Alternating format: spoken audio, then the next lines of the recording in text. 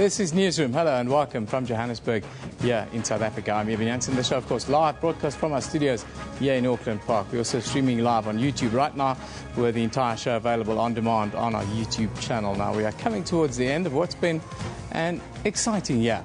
Today, we have our Newsmaker of the Year, along with the issue that has had the most legs, both on air and on social media this year. Also, we look at a new book on the Divani trial a bit later, the security situation in Kenya ahead of the festive season, and we'll close with a wrap from the Eastern Cape, where holidaymakers have been making landfall since the start of the week. But first, let's get the news from Katrine Milan.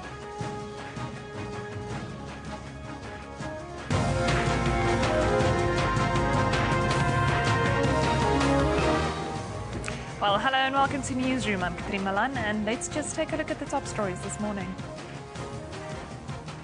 The Johannesburg Labour Court is expected to hand down judgment today in the case involving SA Revenue Services Deputy Commissioner Ivan Pillay. Pillay and SARS Strategic Planning and Risk Group Executive Peter Richer are challenging their recent suspension. However, SARS withdrew Richer's suspension in court yesterday. Western Cape Police Commissioner Arno Lamour has appealed to the public to let the police do their thorough investigations into the Kraaifontein murders without any interference and pressure. At least 7 suspects have been arrested in connection with the brutal killing of 6 men at Joostenbergvlakte in Kraaifontein outside Cape Town. The bodies were found last week near a farm in the area. The men aged between 25 and 40 were stoned and stabbed, and their hands and feet bound. Sierra Leone, one of the West African countries worst affected by Ebola, is bracing itself for a sharp increase in cases over the Christmas period. The government has banned any seasonal public celebrations. The country is also conducting house-to-house searches in the capital, Freetown, to find any hidden cases of people suffering from Ebola. The virus has killed more than 6,800 people this year, mostly in Sierra Leone, Liberia and Guinea. President Barack Obama's administration has been hailed for the announcement yesterday that the U.S. will embark on normalizing relations with Cuba. It was announced that full diplomatic relations will be restored, that steps will be taken to remove Cuba from the U.S. State Department list of countries that sponsor terrorism, and restrictions on travel and trade will be rolled back. This comes after U.S. President Obama announced the end of over 50 years of hostility. The embargo that's been imposed for decades is now codified in legislation. As these changes unfold, I look forward to engaging Congress in an honest and serious debate about lifting the embargo. And unbeaten centuries by AB de Villiers and Hashim Amla put the South African cricket team in control on the first day of the first test against the West Indies in Centurion. The Proteas will return on 340 for 3 this morning. The 283 runs put together by de Villiers and Amla is the highest fourth cricket wicket partnership for South Africa. I'll remember all those top stories and more are all available on our Newsroom Facebook page. You can then also keep up to date with all of our journalists out and about all over the country on Twitter at SABC Newsroom. Evan, over to you.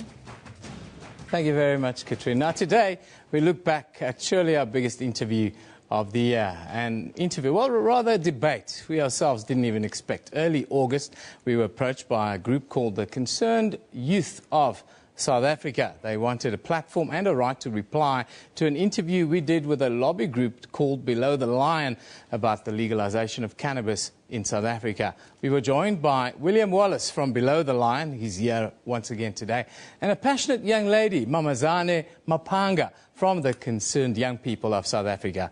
What followed was a heated debate, which later turned into a YouTube sensation, and Mamazane an instant meme on sites like 9gag and Facebook. This interview gave birth to the so-called Dagga debate here in South Africa, and we've been covering all angles of this debate ever since.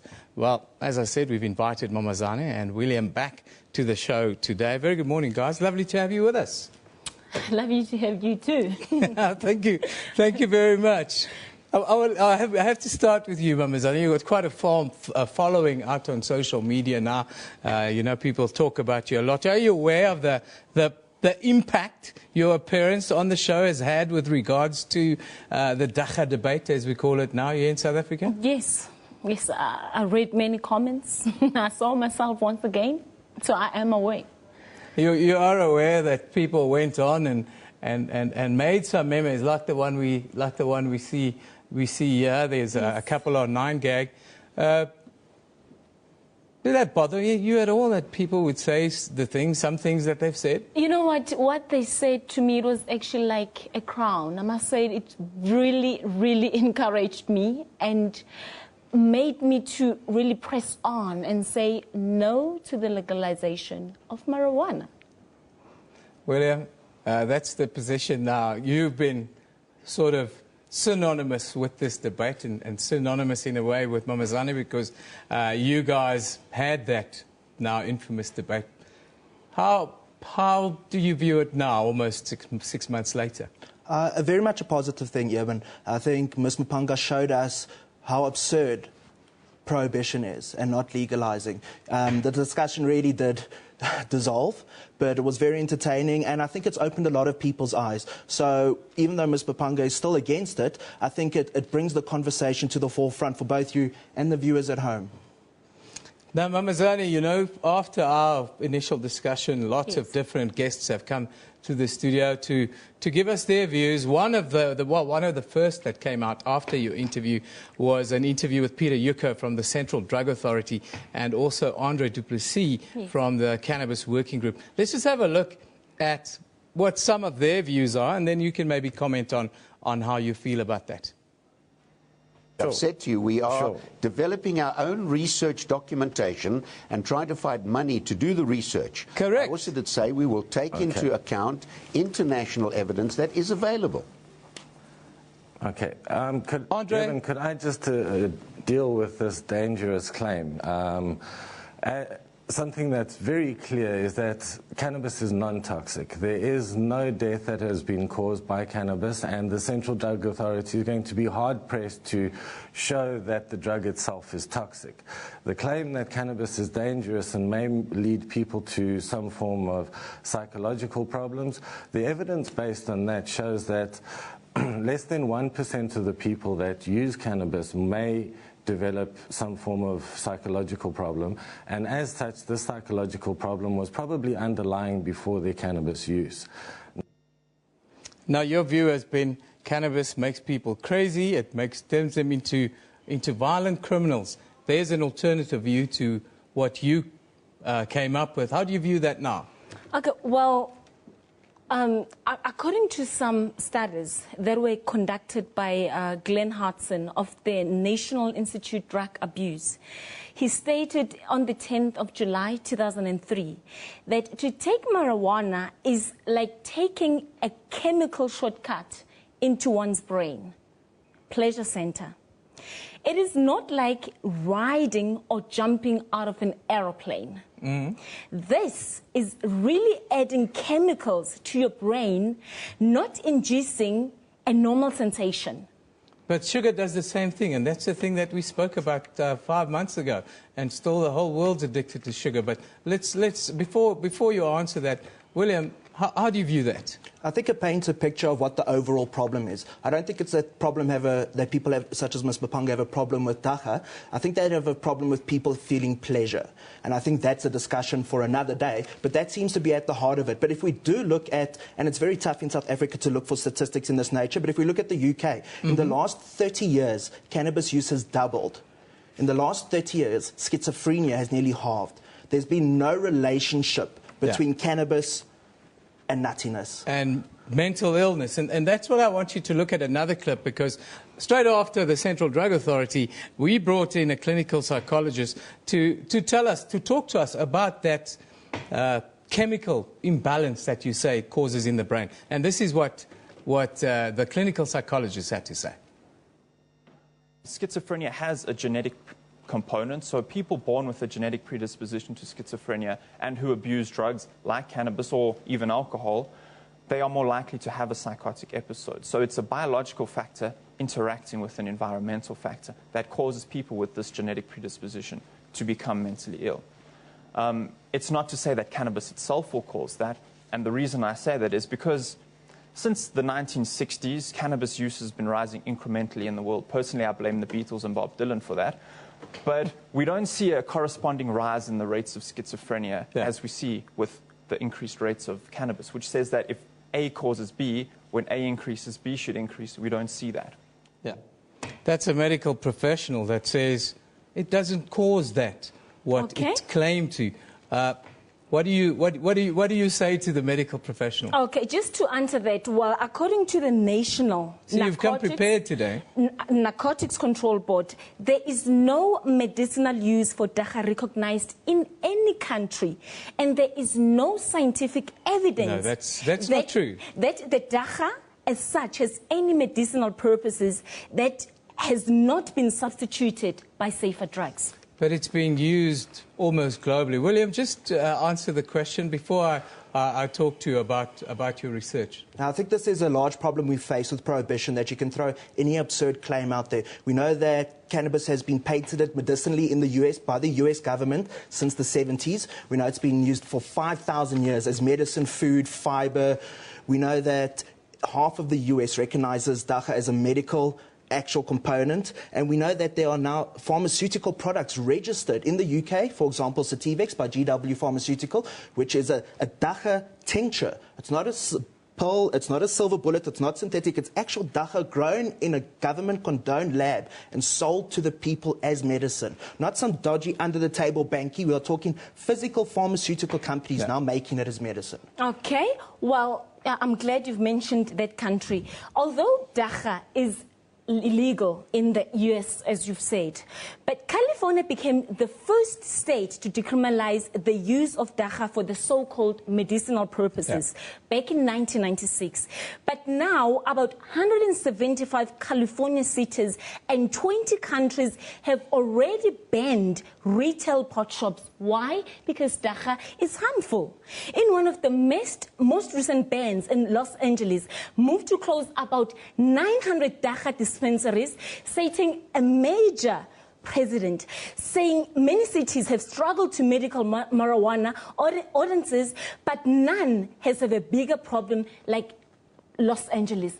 And just to add, the alternative view is in Colorado or in other states. It's the balance. Okay, now let's just... The thing I want to ask you though is we all worry about the youth, young people. Yes. That's what you're so passionate about. Oh, yes, yes. Now the question is, would you rather have young people run to the taxi rank and buy something under the table quickly that's been proven to be not even as harmful as some of the other stuff on the market that's legal? Or would you prefer your child to be exposed to it in a more organized way, where they don't deal with criminals? Okay, I understand. So I choose none of the two options because dagga is harmful. Some of the main negative effects of marijuana are due to the illicit nature, because not only can people have legal action brought against them for growing, selling or buying dagga, but users, they never know exactly what active compounds are in the marijuana they are using, because dagga has the effect to speed up the pulse rate to the individual. But so does sugar and so does everything else. Okay, we spoke about alcohol. Yes. I want to show you, because we brought in the political parties also to give us their views, and of course most of them were for the legalization of medical marijuana, some for recreational use. Just have a look at this clip. It's juxtaposing alcohol versus marijuana, and how do you view us? It's the EFF who spoke to us at this point. You can walk into a bottle store any day and buy a straight of a straw rum. That thing will kill you. That thing is lethal. But we, as a nation and as a people, believe that I will be responsible enough and not kill myself using this drug, which straw rum and alcohol is a drug. And in fact, there's a big argument to be made that alcohol is much more dangerous. The accidents that we experience annually in our roads largely are as a result of consumption of alcohol. So we must, as a nation, permit ourselves a debate on these questions. But on the medical side of things, we should not be debating this. We should be at implementation level. Marijuana, we know its properties, its qualities for health. Okay. Well, Are you going to read all the bullet points that you have today? I'm not going to read them all. Okay. But I just want to make this fact to you that legalizing dacha will destroy the chance of having a competent, thoughtful, self-disciplined, hardworking and efficient society.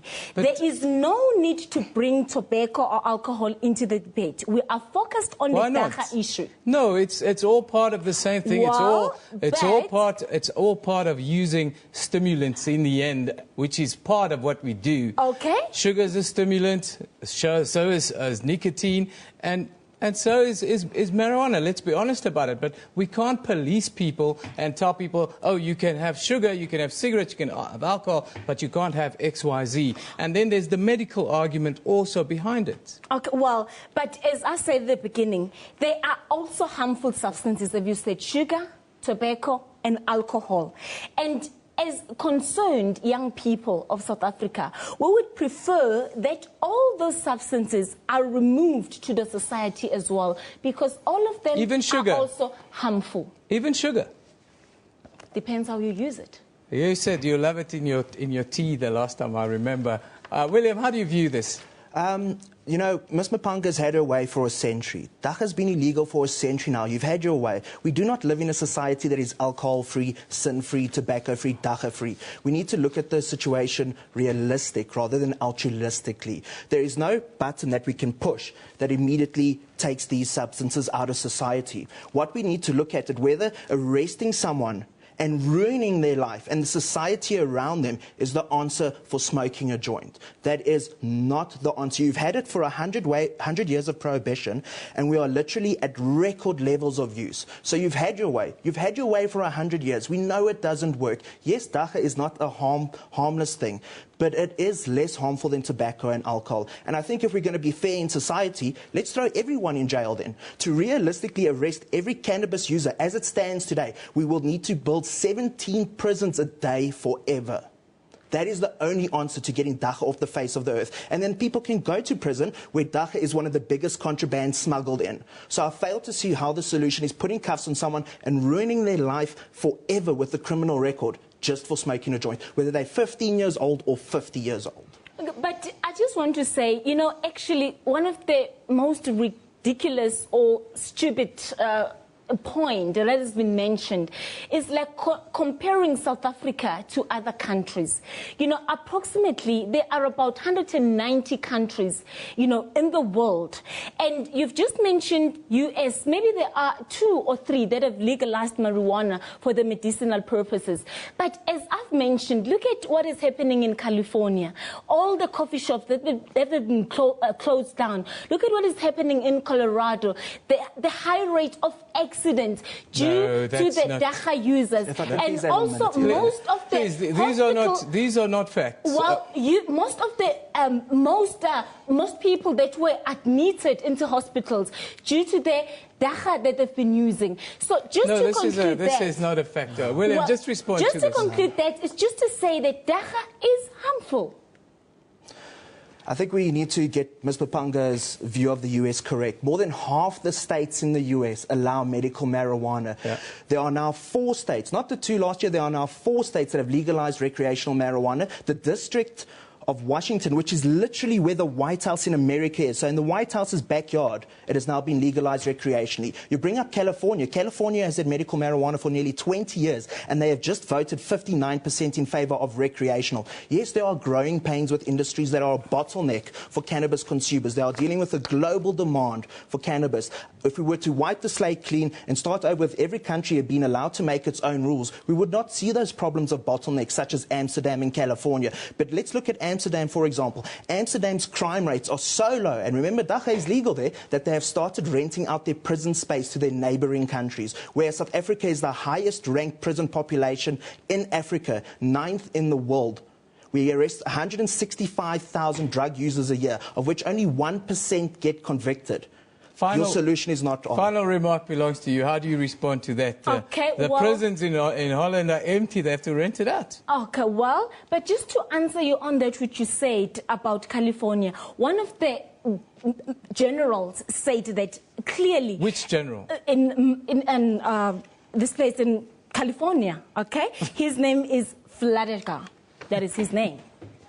He says that a lot of marijuana is being grown in the Central Valley, and it is destined for the mass market and nationwide distribution, not cancer patient. If you want more evidence that growing marijuana is a criminal enterprise, look at what those arrested in connection with the plots are carrying. They're carrying guns, they're carrying knives and other weapons, including other harder drugs. I don't know where your research comes from. It doesn't even have a name. Okay. But this, we've run out of time. Okay, just give me time. We've run out of time. Okay, I understand. Thank you for joining us today. It's been wonderful to have you back with us. Our Newsmaker of the Year for, well, you know you've gone around the world more than 150,000 views. Yes. On social media. So fantastic. Mamazani Mapanga from the Concerned Young People of South Africa, and then from Below the Line, William Wallace. Thank you for joining us. It was our biggest interview of the year.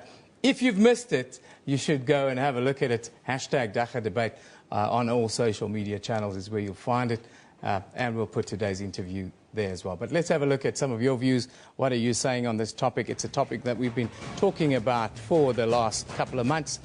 December Salani says, at SABC Newsroom, they can legalize or not, but people are continuing smoking it. It doesn't help to refuse to legalize or not, says December Solani.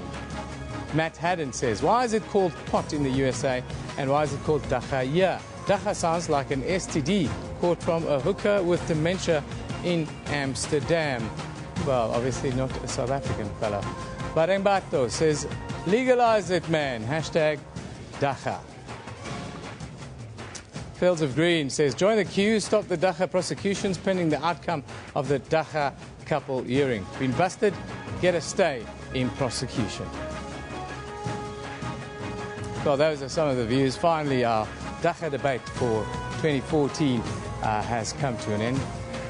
Tomorrow, of course, we'll close for the holiday season and be back on the 5th of January. But before we go there, let's take a quick look at, well, front pages from around the globe. In Europe, the Times looking at the restoration of full diplomatic relations between the US and Cuba and the opening of an embassy in Havana. Then papers in Ecuador are looking at that same surprise announcement that came at the end of 18 months of secret talks that produced a prisoner swap negotiated with the help of Pope Francis and was concluded by a telephone call between President Obama and President Raul Castro. Down under in Australia, the Daily Telegraph is looking at the aftermath of the Sydney siege. There you'll see a picture of one of the Lind Cafe workers who mourning the death of his co-worker, Tory Johnson. Before we take a break, let's just have a look at what else is happening across the country today. In Johannesburg, judgment in the bid by SARS Deputy Commissioner Ivan Pillay to have his suspension overturned is expected to be delivered in the Labour Court. Then in Pretoria, Stats SA will release the producer price index for November a bit later. And the first test, of course, between South Africa and the West Indies will continue in Centurion. Unbeaten centuries there by Hashim Amla and AB de Villiers set the tone for South Africa yesterday. You're watching Newsroom. We'll be back shortly.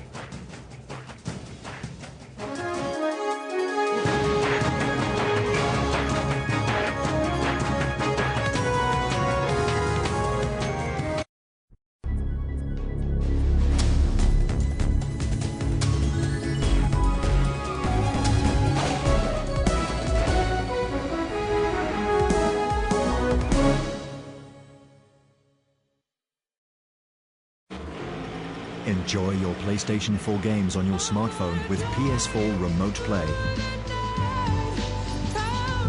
Don't settle for good, demand great. The new Sony Xperia Z3 series. Demand great and get the waterproof Sony Xperia Z3 compact smartphone with a 4.6-inch display for only 449 Rand per month on a Smart Small contract this summer. Vodacom. Power to you.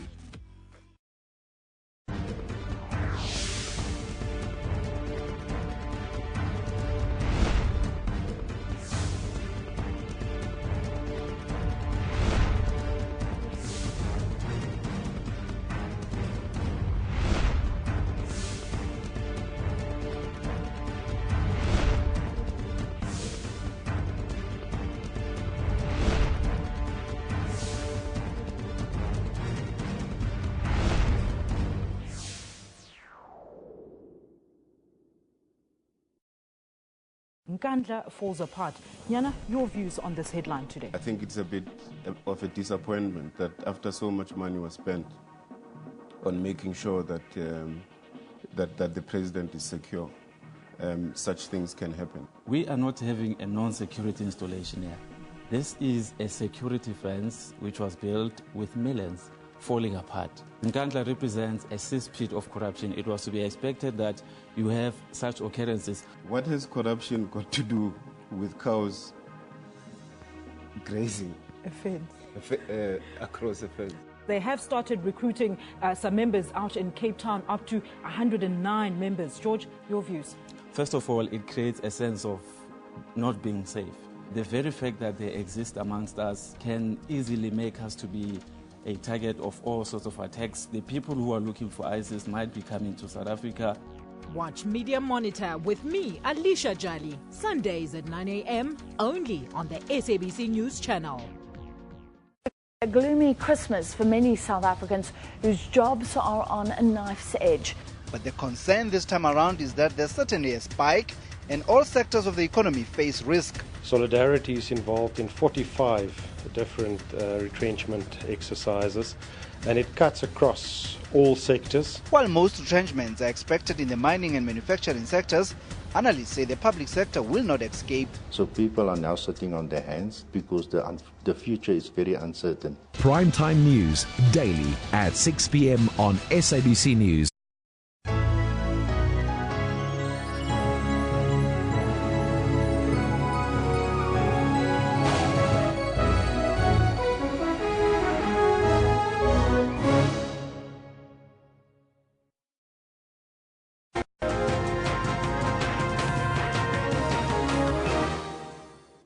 Welcome back here with Newsroom here on SABC News. A Kenyan rescue official fears that a number of people might still be trapped or dead after a 5-story residential building collapsed in downtown Nairobi earlier this week. The Kenyan Red Cross tweeted that 7 people were pulled out alive from the rubble of the building that fell down in the early hours on Wednesday. It is still not known what caused the building collapse, but for an update, let's go to our East Africa correspondent, Sarah Kamani, who joins us on the line from Nairobi in Kenya. Good morning, Sarah. Good morning, Eben.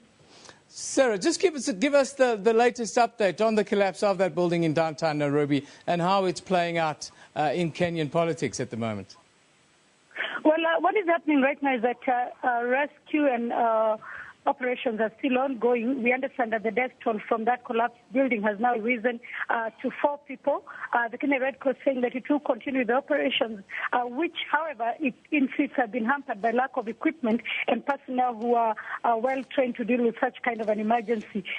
Moving on, this morning and this afternoon, we expect the Kenyan Parliament to debate a very controversial law, the security bill. And what has happened right now is that hundreds of police officers have been deployed outside the parliament buildings. They have also been deployed in and around the city center because there were talks of the opposition going to lead protests across the country to protest against that bill, which they say has got draconian provisions that if it is passed in its present form will trample upon the freedom of expression, freedom of assembly, and freedom of association in the country. Sarah, and about the rescue mission at this building collapse, yeah, we're seeing pictures of soldiers and the like busy with the cleaning up process. But do you have any update on the rescue mission? Do you have an idea of the number of people that are still missing and so forth? Well, it is very difficult to tell how many people in the building at the time of the collapse. They're talking about 30 families, but most of the people who are living in the building are actually university students, the Technical University of Kenya students. The university had actually taken a break for the Christmas holidays, so it is not clear if all of them were there. We understand there have been about 12 people who have been rescued alive. However, 4 of them actually died. In terms of how many people are involved in the rescue operation, the military was deployed. There's also the Kenya Red Cross Society and also members of the National Disaster Operations Committee. However, they all say that they do not have the proper equipment that can be able to carry out the rescue operation. So it is likely that a lot of lives may be lost because by yesterday evening when we were going to press, there were a lot of people who were still making calls to their relatives. But as the evening came by, a lot of those calls could not be heard anymore. Now, Sarah, Kenya is really battling with insurgency within the country, and the proposed laws that you're talking about to deal with issues of insurgency go before Parliament.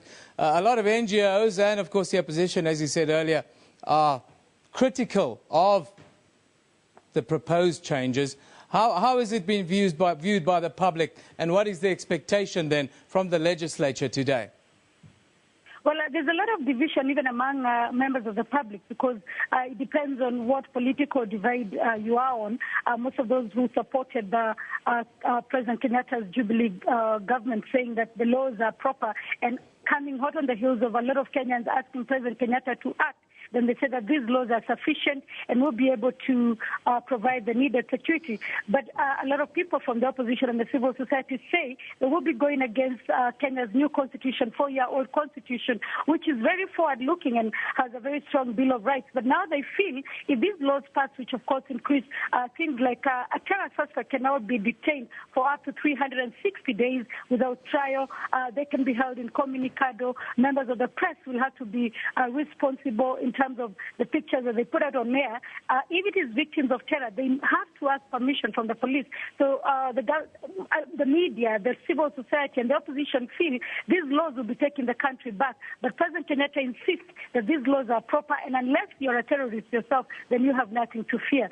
Today in Parliament, we expect the third reading and a final vote. If that happens, by the time our Christmas holidays come, President Kenyatta will probably have signed that law, that bill into law.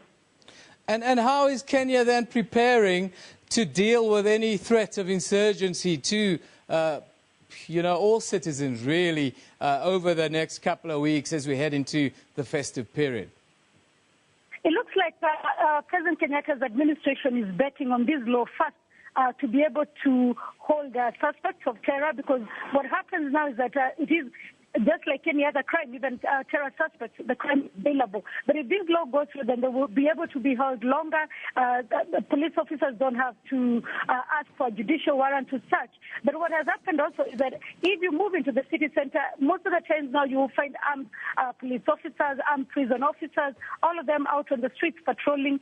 In terms of shopping malls, in terms of markets, there has been heightened security. However, a lot of people feel that is still not enough until the police officers are able to deal with the threat of radicalization, and the Kenyan government is able to deal with the issues that bring about radicalization, which include unemployment. Sarah, thank you very much for that update. That's our East African correspondent, Sarah Kimani, speaking to us on the line from Kenya, Nairobi in particular. But let's have a look at your tweets. At SABC Newsroom is where we've been asking you to interact with us. Sepo says the US and Cuba have been in talks to restore cordial relations for over 18 months. That December 13 handshake in South Africa wasn't an empty gesture. That's right, of course. At the memorial service for Madiba, the world saw Raul Castro shake the hand of Barack Obama. El Profe says, I'm only happy about changes in Cuba policy because it will let my family connect with kin there without issues or fear. Says El Profe. Orlando Calvo says, and so it seems that a Jesuit pope helped bring about a diplomatic relation between the US and Cuba. I am not surprised, says Orlando. And Risky Liberal says, Cuba policy watching Marco Rubio nearly break into tears today. My heart is gladdened thanks to the Pope and Hope. Jesuit priest, that's now the Pope, causing quite a stir. It's talking about aliens being okay to believe in for religious people. That's what the Pope said this year as well, along with making peace all around the world. But let's have a look at what's happening on our Newsroom Facebook page today. You'll see the South African police will be deploying extra officers at several taxi ranks in Gauteng in efforts to deter episodes of taxi violence. Then, as international oil prices have dropped steeply now, the Automobile Association says South African motorists are set for a fuel bonanza in the new year. and you'll see that Cuban President Raul Castro held a landmark exchange of prisoners with the United States on Wednesday and praised U.S. President Barack Obama as the two countries agreed to normalize relations after more than 5 decades of hostility. All of those stories and more, of course, on our Facebook page, Newsroom. You can also go visit sabc.co.za/news for all the latest breaking news from all around. Before we go to a break again, if you'll be traveling by air this festive season, the following clip might not be for you. Earlier this week, an American Airlines plane carrying hundreds of passengers was forced to make an emergency landing in Tokyo after at least 14 people were injured during turbulence. US TV network The Weather Channel said the turbulence that hit the plane was the result of, well, winds of up to 250 kilometers per hour. This morning, we found rather terrifying raw footage taken by a passenger on YouTube. Take a look at this.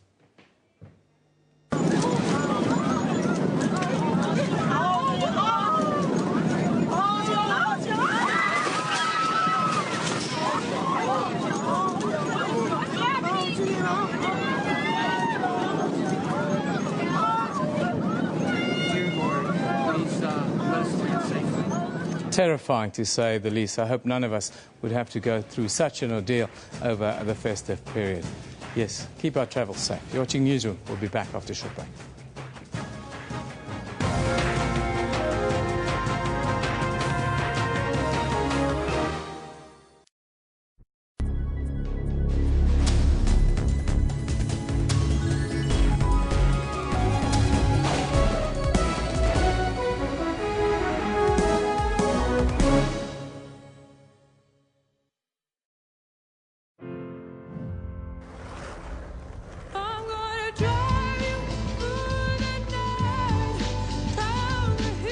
Slow motion playback on our new waterproof smartphone.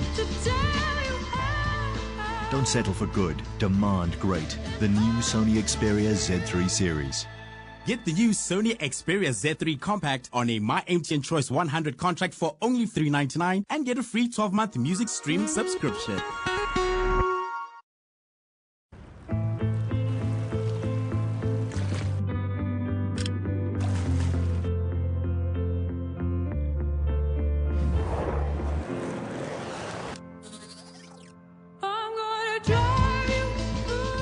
Our new waterproof smartphone takes superior photos even in low light. Has PlayStation 4 remote play and up to 2 days battery life. Don't settle for good, demand great. The new Sony Xperia Z3 series.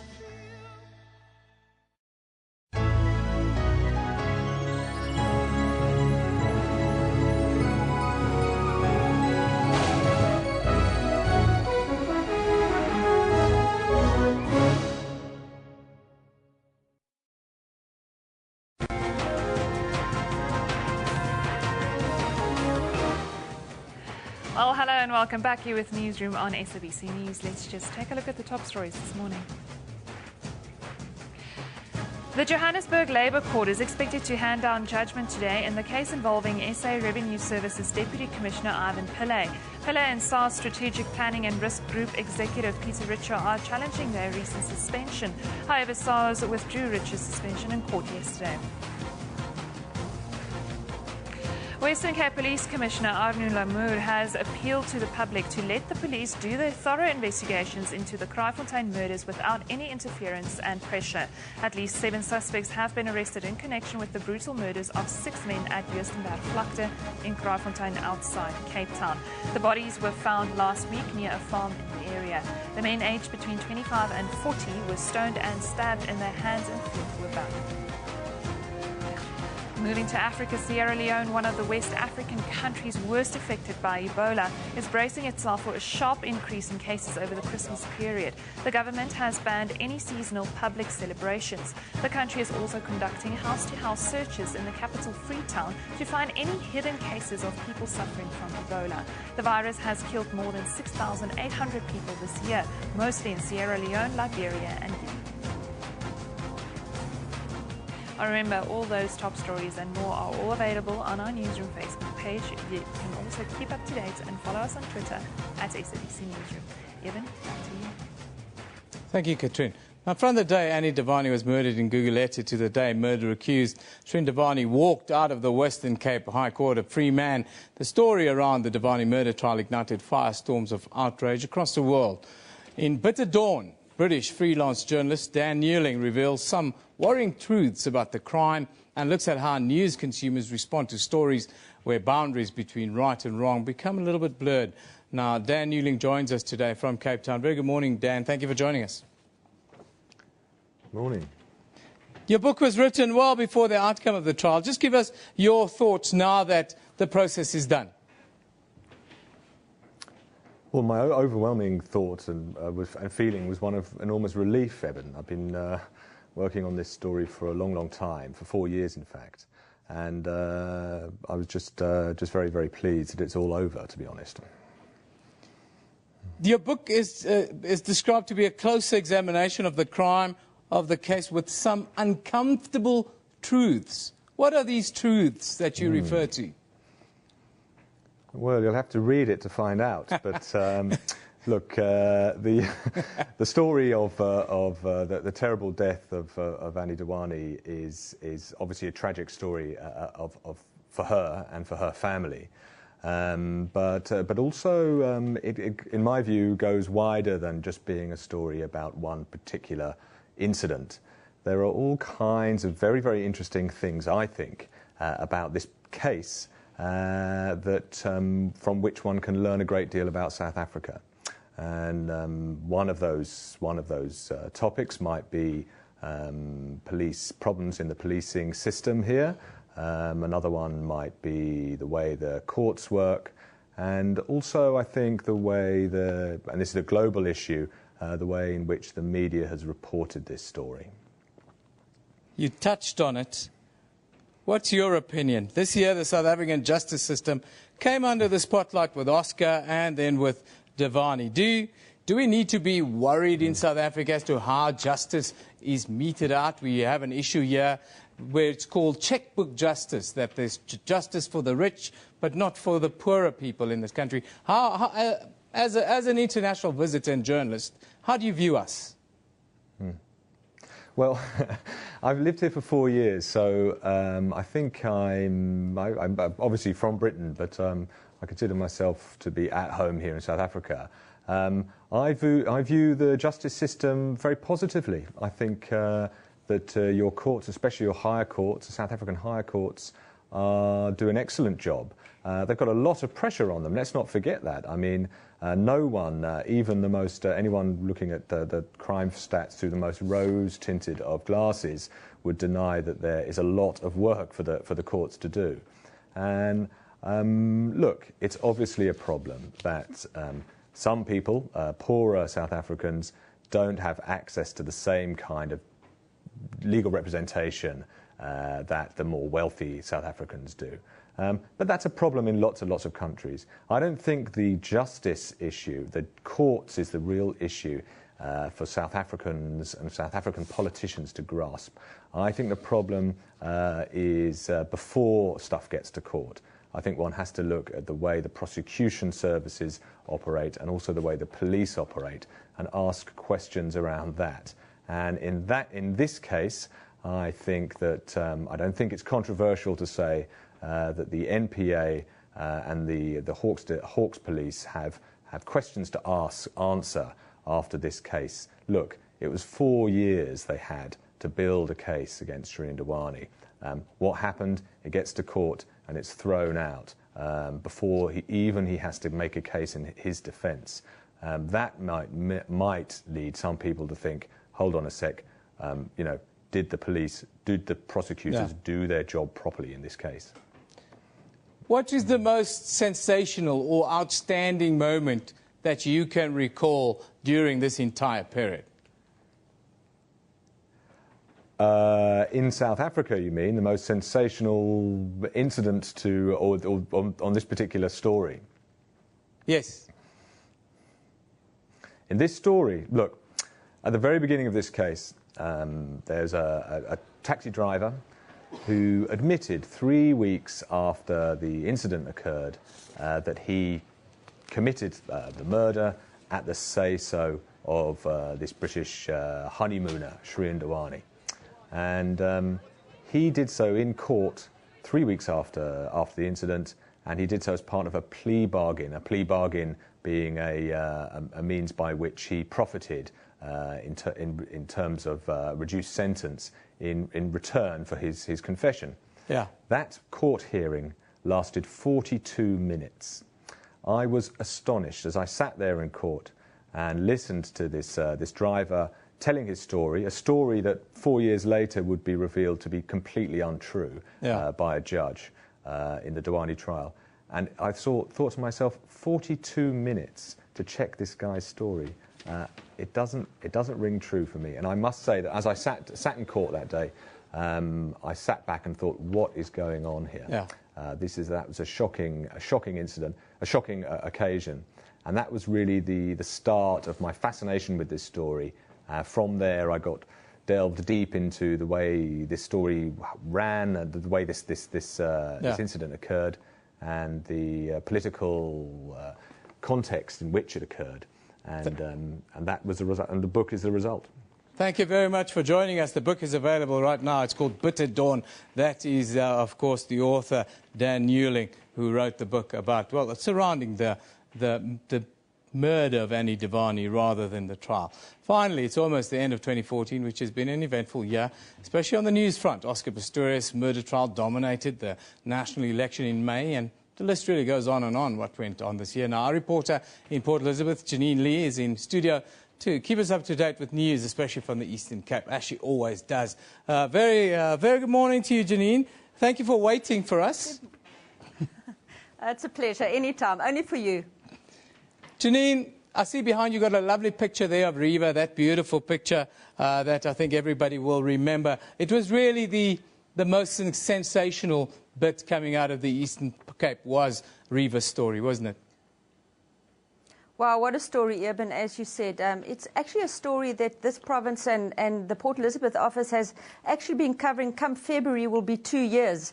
It's actually hard to believe. I mean, it started with us trying to find out who Riva actually is, speaking to her friends, just to give her a name and to give her a face and to give her a story, which we did relatively well. It was difficult. Her parents went to ground. They wouldn't speak to anybody. And then finally, the culmination where we managed to get that interview with Riva's mom, June Steenkamp, probably a month or two ago, where she gave some insight what it actually is to be a mother who's lost somebody. And it was interesting for me because I tried so hard even to get the story from her. I'd been chased away by her from their Barking Spider pub in Greenbushes. She had chased me. But when I actually spoke to her and we sat down one-on-one, I realized, and she told me all the things she was going to, so I had a better understanding. But as you said, a story that's captivated the Eastern Cape, Port Elizabeth, South Africa and the rest of the world, and it's set to go on. And what are the people of PE saying after sentencing the 5 years culpable homicide scenario?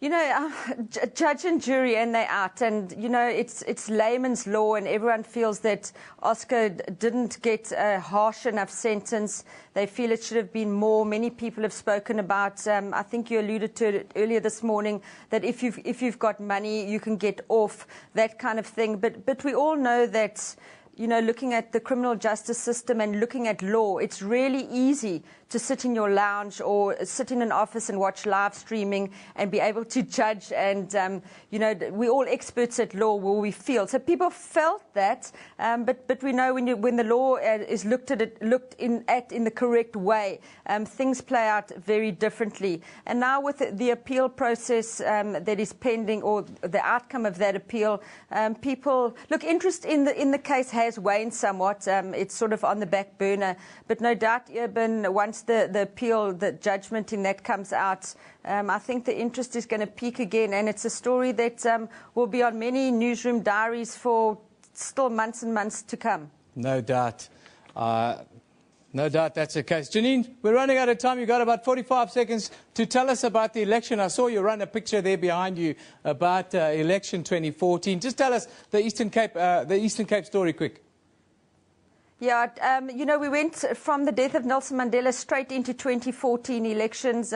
We planned well for them. We identified hotspots all over the province, and none of the hotspots actually materialized, which was a good thing. Free and fair elections, and also all eyes on the Metro, as will be for 2016. Just to give you some indication, the ANC support in the Metro has dwindled somewhat. If you look between 2006 and 2014, in 2006 it was 67%. It's dropped down to 49%. That's an 18% drop. And with the national elections in 2009, the ANC had 50% support. 2014, that went down to just over 48%. And that'll give you an indication there is a drop in support. And that's probably the reason why we had President Jacob Zuma here last week and his deputy and Jesse Duarte to rally up support for the ANC, because I think all the political parties have their eye on the Metro come 2016. Yeah, absolutely correct. All political parties have their eye on the Eastern Cape. It's that important. But thank you for joining us today. Of course, Janine Lee always joins us and always gives us the best stories out of the Eastern Cape. It's really fantastic working with them. Of course, tomorrow we will wrap the year. It'll be our final show tomorrow, and we'll return on January the 5th. Look forward to a short little break. Newsroom is broadcast live from our studios, Auckland Park, Johannesburg, every weekday morning between 9 and 10 a.m. The show repeats at 2 in the afternoon, with the total rebroadcast at 5 a.m. the following day. We also stream live on YouTube, of course, with the whole show available on demand on our YouTube channel all the time. This is SABC News. You've been watching Newsroom. We love it in the morning.